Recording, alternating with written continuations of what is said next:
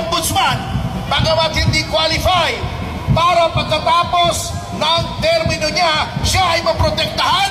Yan ba ang ayaw sa korupsyon?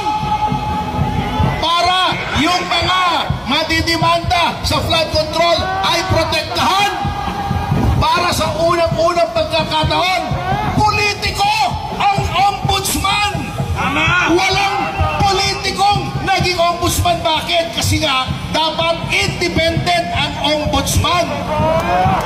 Walang political ties.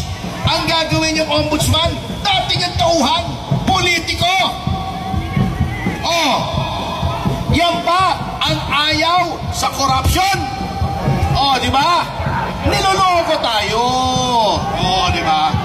Pagkatapos, nung si Senator Marcoleta ay papalapit na ng papalapit sa kanyang mga kaalyado sa House of Representatives, mabubuking na. Papalitan nila ang presidente ng Senado para mapapalitan yung chairman ng Blue Ribbon. Yan ba ang ayaw sa korupsyon? Pinagtatakpan. Pagkatapos, yung kanyang mga tuta sa Senado, dapat mayroong immunity yung mga whistleblowers. Ang daming batas.